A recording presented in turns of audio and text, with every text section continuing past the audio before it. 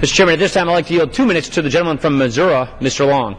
Gentleman from Missouri is recognized for 2 minutes. Thank you, Mr. Speaker. I rise today to address 1,000 days.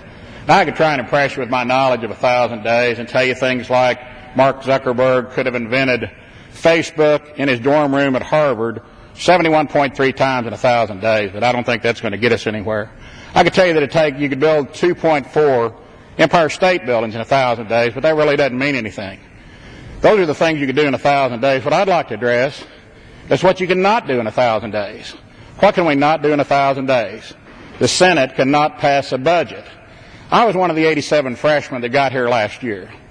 I've been here 365 plus days, so what happened to that first 600 and some days, if we could address that, when the Democrats controlled all three bodies, the House, the Senate, and the White House?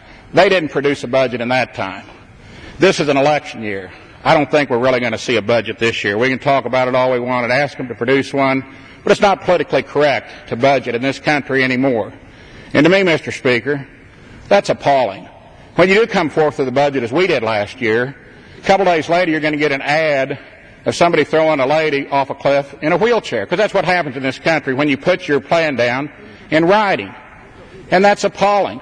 87 freshmen came here last year, doctors, nurses. I was one of 2 auctioneers, pizza parlor owner, roofing contractor, just like the Founding Fathers envisioned, car dealers, people off the street, people that have run businesses, small business people. We got here and we were told the first vote we needed to take was for what? Speaker of the House. We voted for John Boehner, Speaker of the House, because the public sent us up here with a 25-seat majority. What was our second vote? A CR, a continuing resolution. We looked at each other. Continuing resolution, oh yeah, we got to keep the government open for 2 more full weeks, 14 days, because that's how we operate here in Washington, D.C. And if that's not appalling too, we were sent here to change the way Washington does business. Now you can have your 3 Ds, doubt, despair, decline, and I think on hee-haw they used to say in agony, but we can also be optimistic in this country. Give him an extra 30 seconds. We can be optimistic in this country. You can deal from a position of defeat and doubt and decline like our colleagues across the aisle like to, but I wish I would have stepped 14 steps down the hall to my good friend from Oregon's office. That's how far our offices are apart.